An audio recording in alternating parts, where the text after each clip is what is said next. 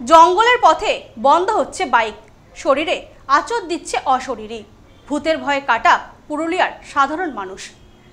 গা ছমছমে অশরীরীর হাতছানি। রাতের অন্ধকারে নয়, দিনের আলোতেই নাকি দেখা দিচ্ছেন তেনারা। ভূতের ভয়ে একেবারে কাটা পুরুলিয়াবাসী। জঙ্গলের পথ পেরোতে গেলেই নাকি তেনাদের উপস্থিতি টের পাচ্ছেন এলাকার মানুষজন। এমনকি শরীরেও দেখা মিলছে আঁচড়ের। নিশ্চয়ই অবাক হলেন, ভাবছেন তো এ আবার কি করে সম্ভব। তবে কি সত্যিই আছেন তেনারা? পুরুলিয়ার এই ঘটনা যেন সেই কথাকে আরও একবার নাড়িয়ে দিল। পুরুলিয়ার এই জঙ্গলেই নাকি তাদের উপস্থিতি টের পাচ্ছেন স্থানীয়রা। তবে এখন প্রশ্ন, সত্যিই কি তেনারা আছেন? ভূত বা প্রেতাত্মায় কেউ বিশ্বাস করেন, কেউ করেন না। এ নিয়ে রয়েছে বিস্তর বিতর্ক। ভূত প্রেত বলে কিছু নেই, একথা জোর গলায় বলার লোকের যেমন অভাব নেই, ঠিক তেমনি কম নয় অশরীরী উপস্থিতি বিশ্বাস রাখা মানুষের সংখ্যাও। অনেকেই দাবি করেন যে তারা ভূত দেখেছেন। বর্তমানে পুরুলিয়ায় দেখা দিয়েছে সেই ভূতের আতঙ্ক। আর এই আতঙ্কেই ভয়ে কাটা এলাকার মানুষ। স্থানীয়দের দাবি, পুরুলিয়ায় হুড়ার অর্জুন জোড়ার এই রাস্তাতেই ঘটছে অলৌকিক ঘটনা। রাত তো দূরের কথা, দিনের বেলাতেই এই পথ দিয়ে যাচ্ছেন না এলাকার মানুষজন। ভূতের আতঙ্কে ঘুরপথে চলছে যাতায়াত। যারা এমন অলৌকিক ঘটনার মুখোমুখি হয়েছেন তারা এতটাই আতঙ্কিত হয়ে পড়েছেন যে ওঝা বা গুরু বাবার দ্বারস্থ হচ্ছেন। স্থানীয় সূত্রে জানা গেছে, প্রায় সপ্তাহ তিনেক আগে ওই এলাকার বছর 17 এক যুবক অর্জুন জোড়া জঙ্গল এলাকায় আত্মহত্যা করেন। তার ঝুলন্ত মৃতদেহ উদ্ধার করে পুলিশ। আর এই ঘটনার 3-4 দিন পর থেকেই নাকি অলৌকিক ঘটনা ঘটছে বলে জানাচ্ছেন গ্রামের মানুষজন।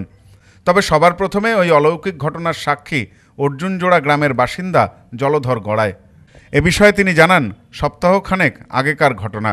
বিকেল 3টে নাগাদ ওই রাস্তা দিয়ে যাচ্ছিলাম। হঠাৎ করে ওই সড়ক পথে আমার বাইক বন্ধ হয়ে যায়। আমি অনেক চেষ্টা করেও বাইকে স্টার্ট দিতে পারিনি। তার মধ্যে কে যেন আমাকে জড়িয়ে ধরে। পাশ দিয়ে বয়ে যায় ঠান্ডা হাওয়া। কিন্তু সেই মুহূর্তে আমি কাউকে কোথাও দেখতে পাইনি। তবে কারো উপস্থিতি বেশ ভালোভাবেই টের পেয়েছি। এরপর কোনো রকমে সেখান থেকে বেরিয়ে বাড়িতে এসে দেখি সারা শরীরে আঁচড়ের দাগ। তারপর থেকে আমি আর ঠিক ভালো নেই। এরপর আমি পুরো বিষয়টি গ্রামবাসীদের জানাই। তারপর থেকেই জানতে পারি, শুধু আমি একা নয়, ওই রাস্তা দিয়ে যেই যাক না কেন, সে সন্ধ্যাবেলা হোক কিংবা সকালবেলা, সকলেই ভয় পাচ্ছেন। এমনি ধরে হাত মশলার দিন এইভাবে ধরেছিল, এইভাবে বুঝলে তো। আমি কোনো দেখতে পাইনি জিনিস যে আমার ওইটা কিছু কেউ ধরছে না কি। হঠাৎ এসে গাড়িটা আমার অ্যাক্সিলেটর লিখতে দিছে না, আর হাতটাকে এটা ফরকাই দিন দিয়ে। তো আমি এই পেছন দিকে আইনাও ভালছি, কিন্তু আগে দিকেও ভালছি, সামনের দিকে সাইডেও ভালছি, কিন্তু কোনো কাকেও দেখতে পাচ্ছি। কিন্তু আমি তো একা, আর আমি তো সাহসের লোক, আমি কোনো যে ভয়ে আসি তা আলাপ, ভয়ের কোনো কারণেই আমার নাই। কিন্তু আজকে হয়ে গেছে, মানে ওই আতঙ্ক বলছে যে একটা মানুষ মারা গেছে, ওই নিয়ে হইতে পারে, এমন হবে। সেটা আমি কি মানে ওটা বলতে পারি বলো? ওইটা প্রাণীর না ভূতের? না মানে আতঙ্ক মানে যেমন একটা বিদ্যুৎ মতন হাওয়া আছে, ওইটা পাইয়ে গেছিল মনে হচ্ছে। ভূতের হোক আর মানে প্রাণীর হোক, প্রাণীর লই, তবে কোনো যে একটা প্রাণী বলে তার প্রাণী কোনো মানে ভয় নেই। জানা যায়, দিনের পর দিন পরিস্থিতি এমন জায়গায় পৌঁছিয়েছে যে বাজার হাটে যেতেও ভয় পাচ্ছেন গ্রামের মানুষজন। জঙ্গলে যারা শুকনো পাতা সংগ্রহ করে জীবিকা নির্বাহ করেন, তারাও ভয়ে জঙ্গলে যেতে পারছেন না। জানা গেছে, খবর পেয়ে এদিন গ্রামবাসীদের সাথে দেখা করতে আসেন পুরুলিয়া বিজ্ঞান মঞ্চের সদস্যরা। তারা জানান, অশরীরী বলে কিছু নেই। এটি সম্পূর্ণ গ্রামের মানুষদের ভুল ধারণা। কেউ বা কারা গ্রামের মানুষদের ভয় দেখিয়ে কোনো অসাধু কাজ করতে চাইছে। এমনকি তারা জানান, ভূত দেখাতে পারলে 5 লক্ষ টাকা পুরস্কার দেওয়া হবে। পরবর্তীতে পুরুলিয়া বিজ্ঞান মঞ্চের সদস্যরা গ্রামবাসীদের সতর্ক করে সচেতনতার বার্তা দিয়ে যান। তবে ঘটনা যাই হোক না কেন, কয়েকদিন ধরে ঘটে যাওয়া এই সমস্ত কিছুই যেন এক আতঙ্কের সৃষ্টি করেছে স্থানীয়দের মধ্যে। পরিবেশটা আতঙ্কজনক, মানে আতঙ্কজনক যাকে বলা হয়। কারণ আমি একটু আগে আসছিলাম, আর যা কিছু শুনলাম এখানে, যে কি একটা অদ্ভুত একটা প্রাণী বেরিয়েছে, যেটা সমস্ত শরীর নাকি লোমে ভরপুর আছে, চোখ টোক গুলা দেখা যায়নি। তো এইটা শোনার পর আমারই আতঙ্ক লাগছে, যে আমিও প্রায় এটা দিয়ে, আমার মতো অনেকেই যায়। আর বেশিরভাগ যেহেতু এটা জঙ্গল এলাকা, ফাঁকা ফাঁকা এলাকা, তাই এটা মানে একটা সবার জন্য আতঙ্কের ব্যাপার। এটা যাতায়াত করা মানে এবার এটা এড়িয়ে চলতে হবে, এই ব্যাপার অ্যাভয়েড করতে হবে।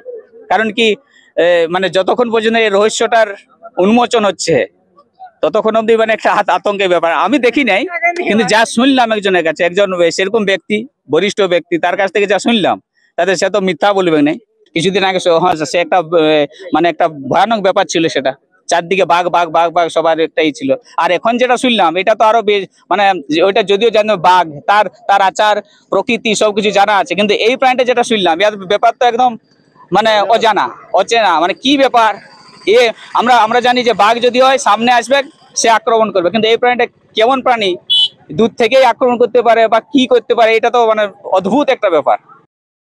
Bureau report, news no man's land, Purulia. বধুয়া গুঁড়ো মশলা, গন্ধেও ভালো, স্বাদেও ভালো। বধুয়া গুঁড়ো মশলা সম্পর্কে আনে অটুট বন্ধন।